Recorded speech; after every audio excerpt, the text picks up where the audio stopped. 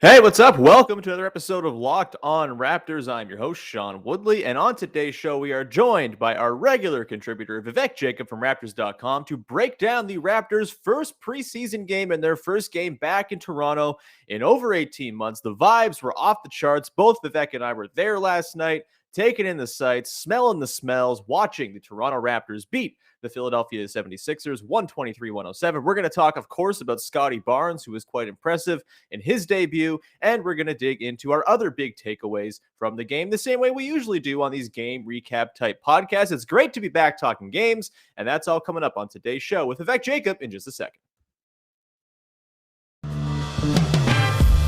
You are Locked On Raptors, your daily Toronto Raptors podcast, part of the Locked On Podcast Network, your team every day.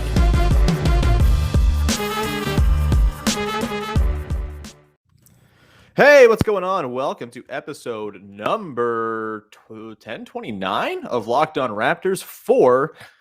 God, we're at the point where I lost track of days again. It was great. The offseason, it was easy to keep track, but games are happening now. It's Tuesday, October the 5th, and back to my old ways. I'm, of course, your host, Sean Woodley of RaptorsHQ.com. You can find me on Twitter, as always, at WoodleySean. You can find the show at Locked On Raptors, and you can find it free on all platforms, whether you listen to podcast apps or on YouTube. Please subscribe to the YouTube page. It's much appreciated. We're pushing towards 800 subs, and it's very, very kind of all of you to have pressed that button and subscribe to this here channel. And also, thank you for making us your first listen of the day. And with that, let's get to today's show as the Toronto Raptors beat the Philadelphia 76ers 123-107 in their return to Scotiabank Arena to kick off the preseason last night. Lots to dig into from this one, and we are going to dig into all of it with Raptors.com's very own Vivek Jacob. What's going on, pal?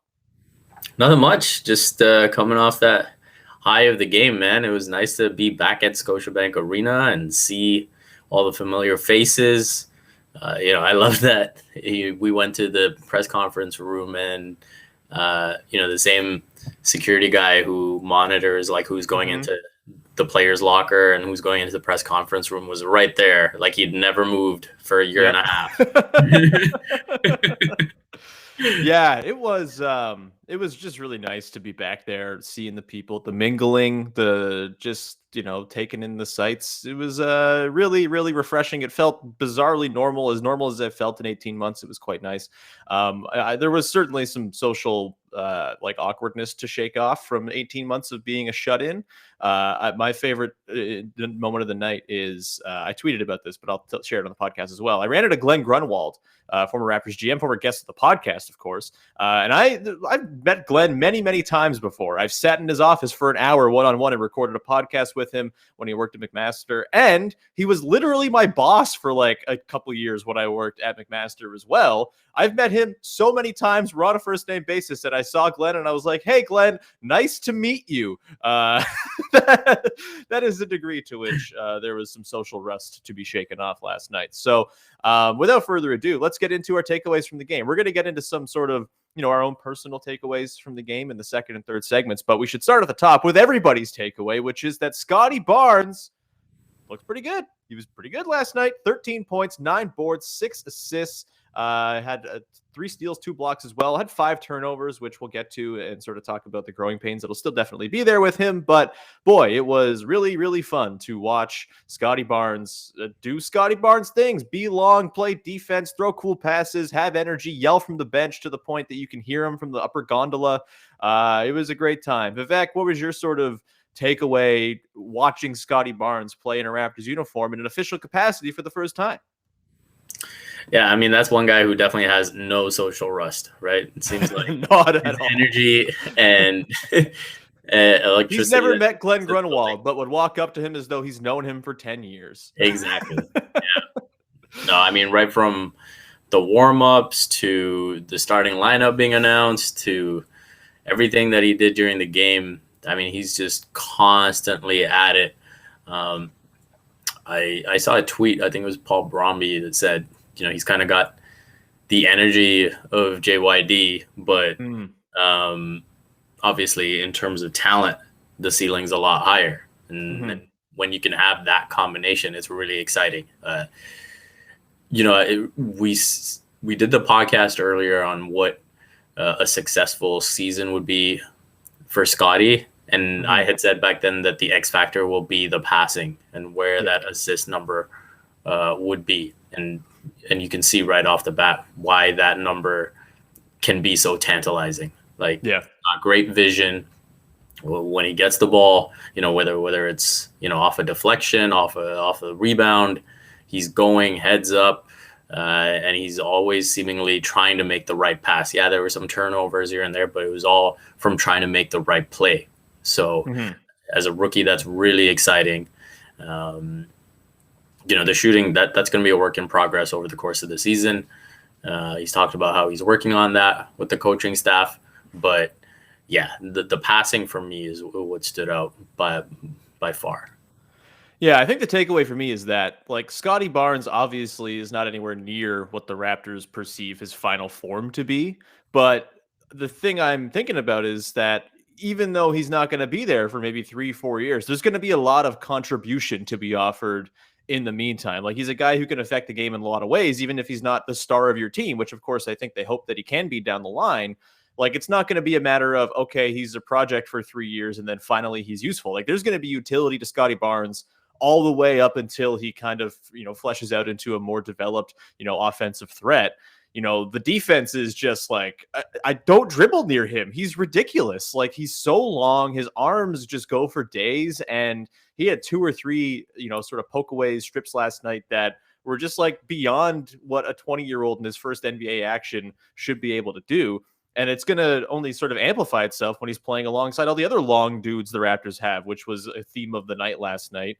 Just everyone's enormous and everyone has arms. And it kind of is lending credence to the idea that last year the Raptors' problems weren't so much that they didn't have a center. It's that when they played small, they were going like 3 guys who were 6'4" and under. And that's just tough to do. They're going to play small this year, but they're going to play it huge. And that's going to be a huge difference. And I think Scottie Barnes is going to fit nicely into basically any lineup they want to roll out with those multiple switchable defenders because of all the stuff he can do between the secondary playmaking, between sometimes putting the ball on the deck. He had that lovely dunk where he just kind of soared in, blown by, it might have been Danny Green, but he just does a lot to affect winning without being the central force of the team. This is not a guy who comes in as like your number 1 pick of the future who needs to take many years with the ball in his hands to refine what he's got going on. Like, he can affect the game right away. And, if all he's doing is picking up buckets on cuts and the odd, pull up or mid-range jumper or the odd catch and shoot 3, then that's totally fine by me. Go nuts with that and just do all the other stuff that makes him a really effective player. The smarts, the sort of passing vision. It seems like he's already got like a knack for finding guys cutting. There were a couple of examples. He kind of got the ball in the post or on the baseline, sees a guy streaking from in the left or right wing or up from the top. And it's just like, all right, here you go. Easy bucket. It's just, I like Scottie Barnes is the takeaway from this segment. He is fun as hell. I want to ask you about the sort of the way he was used last night. So we started next to Precious Achiuwa, OG Anunoby, Goran Dragic, and Fred VanVleet. And Nick Nurse spoke about wanting to get him in with the second unit as well to kind of run that show. And he did very much do that in the second quarter. The Raptors kind of pulled away and blew the game open with that second unit with Barnes and Dalano Banton. Svi was out there. I think Utah was out there quite a bit as well. And Scottie Barnes was a big reason why that lineup was so effective. He was a little bit less effective, I guess, in his first stint when he was playing with the starters. And Fred VanVleet actually uttered after the game that he thinks Scottie currently is more comfortable in those secondary units, not playing with top players. What did you think of those comments? I thought that was interesting to hear from Fred, and I don't know how that will sort of lead into what his usage is going to be this season. I think he's probably going to start with Chris Boucher being declared out for 3 to 4 weeks. So I think there's a starting spot open for Barnes, but maybe there's sort of a bit of foreshadowing in the comments from Nurse and Fred as to what his role will be once they're fully healthy. Yeah, I think that's exactly it. It's when the team is fully healthy, he's probably best suited to come off the bench with Pascal Siakam next to OG and Dragic and Fred, and Kem Birch, you would assume would be the starting center. Yeah. But I think for him, maybe that comfort level, maybe that, Utah talked about this in his approach last season where, he tried to fit in a bit too much. And so, there were moments where he could probably go and take control of the offense and he didn't. And maybe Scottie feels a bit of that in the starting lineup, which is natural because he's a rookie. And maybe, you know, when those young guys like Dalano and you know, you had Champagne in there as well. You know, that's when he feels like, okay, I can really take control here, and you know, I can make mistakes and not worry about it at all. So maybe there's a bit of that, but I feel like even with Scottie, you know, the way his confidence is, the way his energy is, that's probably something that he'll wear off in you know, a matter of weeks, not months or years. And so, yeah. No, I'm a big fan of getting Scottie in that starting lineup throughout the preseason, maybe early in the season as well, especially now with Boucher out along with Pascal, and get him as many reps, and let's accelerate that development. And then, you know, once everyone's healthy, you can let the chips fall where they may. Yeah, well put. I feel like that we can leave the Scottie talk there for today. There will be plenty of Scottie talk to come on the podcast. I can promise you that, because he's kind of a hard dude to not want to talk about. But there are other guys that we got to dig into as well. Some other takeaways from the evening, including OG Anunoby, who had a quiet 21. Some nice, interesting sort of roster battles kind of forming and developing with some performances last night. Svi Mykhailiuk, for example, looked really good. We'll get into all of that coming up in just a second here. But first, I want to tell you about our friends over at DirecTV Stream. Look, it's very difficult sometimes in this modern world we live in, because we have a million devices with all of the different streaming services and you know, the sports and everything we want to watch. It's not connected at all. It's all disconnected. It's discombobulated. It's hard to manage. Well, I want to tell you about a simple way to get all that entertainment you love without the hassle. And a great way to do that is to get your TV together with DirecTV Stream. It brings your live TV and on-demand favorites together like never before, so you can watch your favorite sports, movies, and shows all in one place. That means no more juggling remotes. No need to buy a new device ever again. And the best part is that there's no annual contract. So get rid of the clutter and the confusion and get your TV together with DirecTV Stream. You can learn more at directtv.com. That is directtv.com. Compatible device required. Content varies by package. Today's show is also brought to you by Shopify.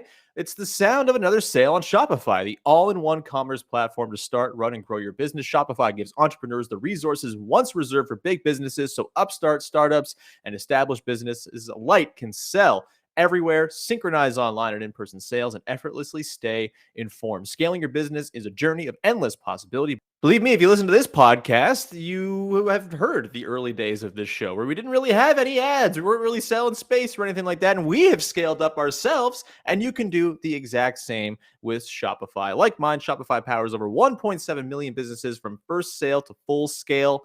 And you can reach customers online across social networks with an ever-growing suite of channel integrations and apps, including Facebook, Instagram, TikTok, Pinterest, and more. Gain insights as you grow with detailed reporting of conversion rates, profit margins, and beyond. More than a store, Shopify grows with you. This is possibility powered by Shopify. Go to shopify.com/LockedOnNBA, all lowercase, for a free 14-day trial and get full access to Shopify's entire suite of features. Grow your business with Shopify today. Go to shopify.com/LockedOnNBA, all lowercase, shopify.com/LockedOnNBA. All right, Big V, let's continue on here. And I'll put it to you. We talked about Scottie Barnes, who was our collective biggest takeaway of the game. But what was your next biggest takeaway of the game from what you watched last night?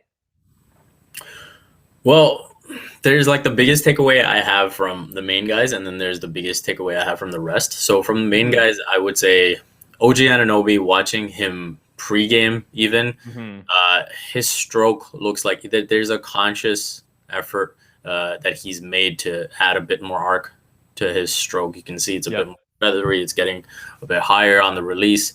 And it's a bit quicker too. So I think that was something that played out during the game as well. You're always curious to see, what someone's practicing before the game actually translate to what's happening in the game. Then you got to see, does it translate from preseason to regular season? Does it translate from regular season to playoffs? All of that. So I think for now, the signs are very encouraging, because if he can shoot off the dribble like he did, that's a total game changer for him. It's going to help him get off shots from beyond the arc. It's going to help him get to the basket and get to the foul line.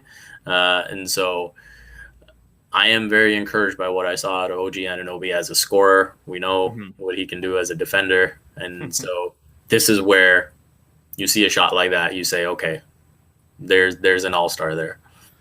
Yeah, I mean, one preseason game is not enough to tell us if the breakout is actually nigh, but it was a really encouraging outing from OG. 7 of 12 from the field, 3 of 3 from downtown, got to the line 4 times, hit them all.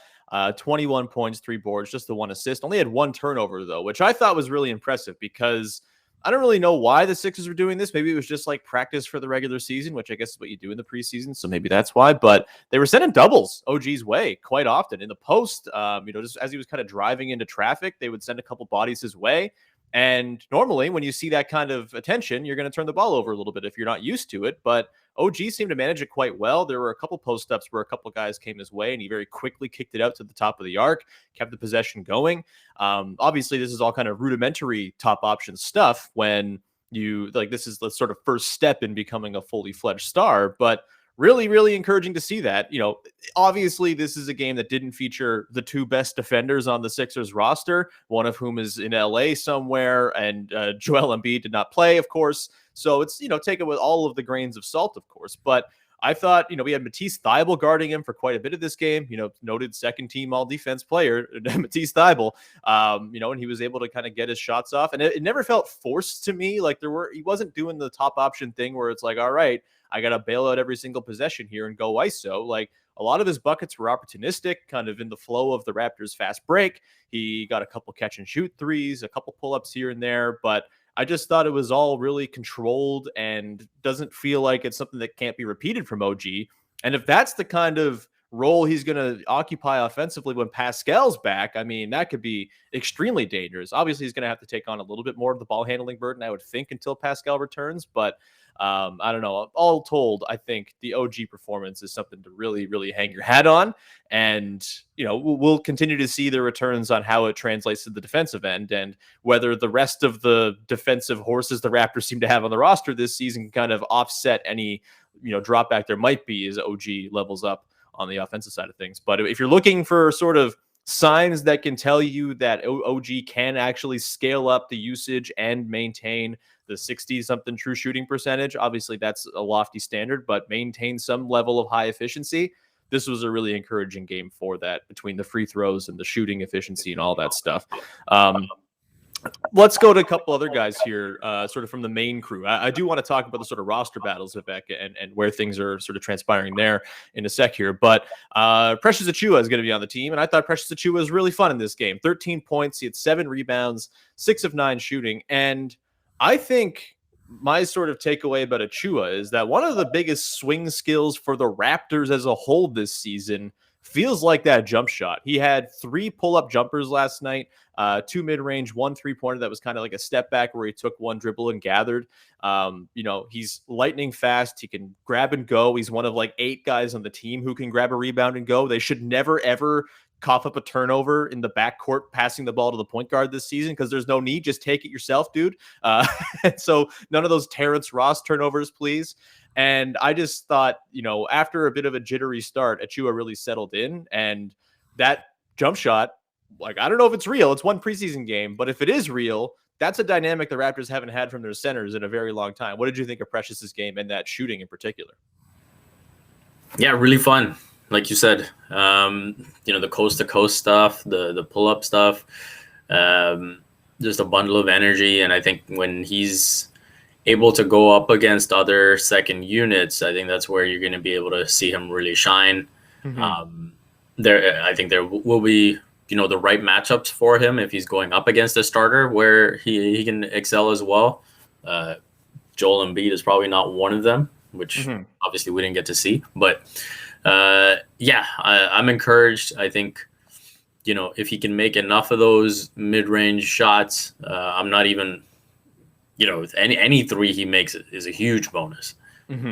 But yeah, if he can pop enough of those mid-range shots, I think that will help him out quite a bit. And let's face it, this Raptors roster, if there's one thing you look at in the half court, it's needing as many shots to drop from the outside as possible. And so anything the bigs can offer in that regard is a bonus. So yeah, encouraging sort of second half for him after a tough start. But I think once all of these guys get their legs under them and get comfortable, there's going to be a lot of fun to be had, especially when the interior defense is putting.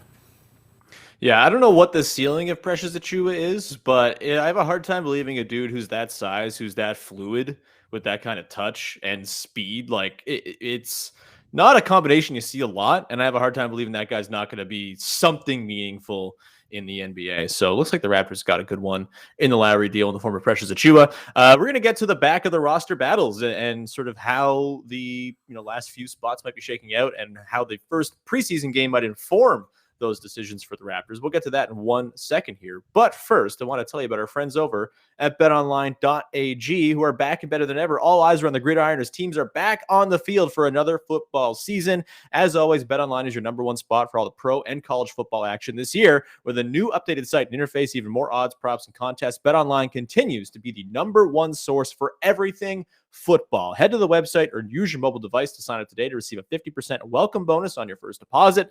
That is the promo code Locked On to get that bonus as well. If you put in $100, you get $150 to play with. That's a great deal. Go to from football, basketball, boxing, baseball playoffs, whatever it might be, right down to your favorite casino games. Don't wait to take advantage of all the amazing offers available for the 2021 season. BetOnline is the fastest and easiest way to bet on all your favorite sports. BetOnline is where the game starts. All right, Big V, we're just about to round out your first listen of the day. Thank you for making us your first listen of the day here on the YouTube and all your favorite podcast apps. Again, free on all platforms. Big V, let's continue on and talk about the back of the roster battles. Lots of dudes got into the action in this game. From Sam Decker to Ish Wainwright getting garbage time minutes, all the way to Svi Mykhailiuk playing 23 minutes in a pretty significant role. Justin Champagnie played 22. He had 17 and 10 with 3 assists and 2 steals. Really impressive from the two-way guy. What were your sort of key takeaways from, I guess you're looking at the roster, it's like battles for spots 13 through 15, maybe, if you assume that the presumed starters and the presumed reserves, plus like Yuta Watanabe and Dalano Banton, are going to be on the team. I know Yuta's not a guaranteed guy, but it's always felt like he's a lock to make the team. They seem to love him. So I'm not worried about him not being around. But beyond that, those 3 spots really seem like they're up for grabs. I don't know if one of them is anymore. I think Svi might have just snatched it last night. But what are your takeaways about how the roster is forming at the back part based on last night's game and how training camp's going and some of the stuff we're hearing at a Raptors camp? Yeah, I think with both Justin Champagnie and Svi Mykhailiuk, it was like, let's wait and see what they've got, right? Like, no real expectations on what they're going to bring to the table. So I thought for both of them to come in and, play with real intent. There was no, this goes back to the Fred VanVleet quote, right? About how, you see these guys desperate for those final couple spots on the roster and just really going at it. And that's how they played. And I thought Svi, more than anything, you look at him having a bit of a reputation as a shooter, but it was his play off the bounce that really caught my eye. And he's got more pop off the bounce than I anticipated. He makes better reads than I anticipated. So, he finished with 5 assists. And I think to use his sort of scoring threat in that way to set up others is something that is intriguing. And then with Champagnie, like, he's one of those guys that kind of knows where to be. And whether it was making the right cut at the right time or even on the offensive glass, just picking those gaps where he can just get in there and fight for the loose ball. That's the type of stuff that, the coaching staff is going to look at and say, okay, that's something different. That's maybe something that we don't have on our roster. And you look at the size on the roster, maybe, you do need a guy like that who will just get in there and battle. Yeah, Champagnie, I think, he's going to be a 905 hand, I would assume, as a two-way guy, but really nice signs from him out of the gate. I don't know what position he plays. Like, I guess that's kind of the point with the Raptors is who cares? Just you're playing basketball, go nuts. But I really liked what I saw from him. I'm actually going to be on Locked On Pitt at some point in the next couple of weeks talking with the host over there, Nick, about Justin Champagnie, as he is a pride of the Pitt Panthers. Is that yeah, I think that's it. I'm not very well versed in NCAA, but I'll learn next week. But yeah, on the Svi side of things, you're right. It was weird in that second quarter. It was such frantic energy from everybody, right? Dalano Banton's out there going coast to coast, flying around, getting steals and blocks, just being long. Scottie Barnes doing the same thing. Precious Achiuwa doing the same thing. Like, it was just arms and length and like limbs for days. And then Svi just kind of like the one calm dude in the storm. Just, all right, the things were going nuts there. We're in the half court now. I'm going to run this side pick and roll with Precious and just kind of calm things down. That was really nice to see. I don't know if I really kind of had a good handle on Svi as a player coming into this year. I don't think he's anything more than a 12th or 13th man necessarily, but I think just based on what we saw last night and the fact that the Raptors played him 23 minutes against some of the guys who, are also in that battle, maybe getting 3 minutes or not playing at all, I think that kind of tells you where the Raptors are with him. And I would say that the 13th roster spot after Utah at the 11th spot, Banton at 12, I think Svi may have locked that up last night. And there's basically 2 spots left for everybody else to fight for. Quickly on Banton, I thought he was a delight. He had 5 turnovers, which I think is something you're going to expect early on as he kind of figures out how to channel that insane energy. But his opening bucket, the coast to coast and one, was really thrilling to watch, and they got the crowd very excited. The fans clearly love Banton and the hometown story there. I don't think he's going to be part of the rotation when the team is fully healthy, but the way he played last night and the fact that Boucher is going to be out, again, we don't really know what position Banton is. He's a point guard, but like he could play the 4, and that would be totally reasonable, I think, considering his size and what he can do on the defensive end.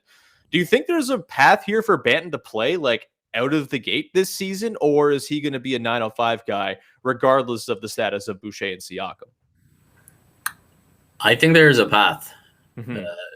Because when you look at Boucher being out, Siakam being out, and the opportunity that's going to present, I think he's really come a long way since Summer League. I talked about not having any expectations for Svi and Champagny. I was a bit underwhelmed with what I saw in Summer League from Dalano, to be honest with you. And so that's why when he came out and had a game like he did last night, I was like, wow, he's really improved. And again, I thought Nick Nurse, summed it up beautifully, where when your head is up just looking for the pass all the time, that's what the defense is going to play you for. And when you don't have a jumper, then you've really got nothing to offer. But when you're constantly looking to attack and you're thinking, and it's in your mind to go score, and hey, if the opportunity presents itself, I am going to score, then that's what forces the defense to collapse. And that's where the passing lanes open up. And that's what's changed with Dalano. And then defensively, to get stuck on guards and stay in front of them and not, get blown by at any point. There were a couple of defensive miscommunications where, they didn't switch on screens or whatever it was, but that's going to happen. It's the first preseason game. But I was very impressed with what I saw out of Dalano. Yeah, most likely he's going to be with the 905, but I think what's encouraging to me is with Siakam and Boucher potentially being out for that opening stretch, you could look at Dalano right now and say, hey, that might not be a net negative no matter what. Yeah, I think the thing that really stood out to me, and that was very clear on that first coast-to-coast bucket, is like he looks a lot faster than he did in Summer League. And I think, maybe this is just kind of watching some college highlights of him. Look, I didn't watch a ton of Dalano Banton at Nebraska during his college career, so I didn't have a great handle on him. But in the clips that you did see, it didn't really seem to be very explosive. He seemed to be like a 6'9" YMCA point guard who, because he's so tall and smart, is able to get by. But if he has that blow-by ability and that burst, I mean, that changes a lot for him, because I remember thinking about his drive attempts in Summer League and thinking, okay, like there's some shiftiness to the way he handles. He's so long and he can kind of do those long sort of exaggerated crossovers to get the defense on their heels. And that's a great thing to have. But if he also just has like a blow-by ability that we haven't seen before, that's quite a game changer and can help kind of offset the lack of a jumper, which still is very much not there. but he was able to get to the basket, then that is really, really encouraging stuff. Yeah, I'm with you. I think there's a chance he could kind of fill in like, 10 minutes a game as the backup 4 or something like that once the season gets going with Boucher and Siakam not available. Couple other guys to quickly hit on, I suppose. Malachi Flynn played just 13 minutes. I think we'll probably see a more extended run for him in future preseason games. I don't think he's at risk of like losing minutes to Dalano Banton in the regular season. That was kind of a take last night. I just don't see that happening. Flynn just kind of has the sort of running of an NBA offense down. I do think I'm excited to, I hope they kind of get him a little bit more in terms of reps and stuff like that. That would be nice to see. Any other sort of thoughts on those last 2 roster spots? Anyone pop to you who could grab them? It feels like it's that Wainwright, Decker, Gillespie, who looked really rough again. That poor guy. I don't think things are going to go well for him at this point. Reggie Perry didn't play last night. Isaac Bonga played about 6 minutes. Any sort of leaders in the clubhouse for you after one game for those final 2 roster spots? I don't know if there's leaders in the clubhouse, but I think, the way I would put it is this: in preseason, early on, it's hard to win a spot, but I definitely think it's possible to be on the back end and losing it. And that's where I look at Freddie Gillespie and I say, man, that guy is really not the dude that, and pretty much since the opening couple weeks that he had with the team last season, once he got figured out, this is kind of the Freddie Gillespie that we've seen. And so it's been a rough go. I think it's going to be tough for him. I like Ish Wainwright, but I think the issue is just too much of the same. Yeah. And so I think that's going to be the issue, the tough part of it for him. And so if I were to say that there were 2 on the outside looking in after one preseason game, I'd probably pick those 2. And then you'll have to go from there. But the last thing I want to touch on is, we're obviously very excited over this first preseason game. Yeah. My big but would be when you look at this team, the way it's constructed, they are going to look really good against teams where they can get into the paint.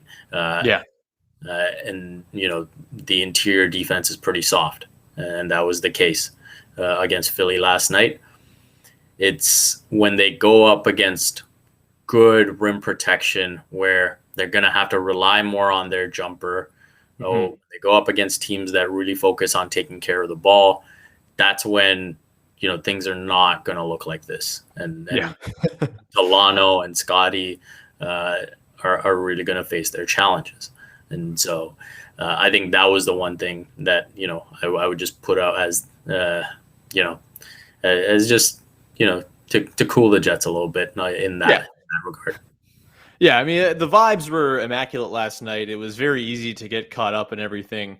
But yeah, there's going to be some growing pains. And I think the fact that they had 23 turnovers last night, 5 of which came from Barnes and Banton each, like that kind of lends credence to what you're saying. It's not always going to be this easy. They're not always going to turn the other team over a lot. The nice thing is that I think they're going to be able to get into their transition game off of rebounds as well. They really seemed really dedicated to that last night, and all the grab and go guys that I kind of mentioned really help with that. So that's good. They're not going to be dependent entirely on steals to get that running game going, but it is going to be a struggle when they're playing against teams that aren't, Tyrese Maxey and Andre Drummond centric, right? Like there's going to be some growing pains and you should expect them. But that's the beauty of this season, is that even when those growing pains come, there's probably going to be some fun little flourishes in there anyway that kind of make things really sing. And it's also worth noting that they were without Kem Birch, Gary Trent Jr., Pascal Siakam, and Chris Boucher last night. Like they're going to have those sort of more reliable pieces available to them, you would assume, once the season gets going, once you get into the first month or so and Pascal gets back. That will sort of, I think, limit the exposure of the weirdos who make lots of mistakes but are really cool, who fill out the rest of the roster. So that feels like a good place to leave our discussion of the first preseason game. It felt really good to be back recapping a game for the first time in like months. I know Summer League was kind of, recappy, but not really the same depth or, feelings or anything like that. So it was lovely to see you last night, to see the people last night, and get to be in the arena once again. And we will have more coming your way as the preseason continues on here. Big V, anything you want to promote before we get out of here? I should have takeaways up on Raptors.com if they're not up already, maybe a bit later. So you can go check that out. Besides that, just the regular stuff that I'll be, putting through for the site. And you can also check out my work for CBC Sports and Complex Canada. And you can follow me on Twitter at Vivek M. Jacob. Awesome. I wrote the recap for Raptors HQ last night. You can go read that. Josh Kern will have his thoughts on the game up there today as well. Later on in the week, Katie Heindl is going to join us on Thursday. We're going to, I don't know what we're going to talk about yet. We'll figure out something. Katie and I always figure something out. There will also be an episode tomorrow, topic and guest TBD. On Friday, Ben Carlos from the new Yahoo Sports roster of excellent basketball coverage people is going to be on the podcast too to break down the next preseason game against the Sixers on Thursday night. So you have that to look forward to. Thank you so much for being here. Thank you for making us your first listen of the day. And now go make Locked On NBA your second listen, as there is a full slate of preseason games from last night being broken down on Locked On NBA. Lots of our local hosts chipping in and hosting a day a week over on that podcast. So go and listen and make it part of your daily listening plans after you finish up with Locked On Raptors every day. With that, we will talk to you again on Wednesday. And I think that's all I got.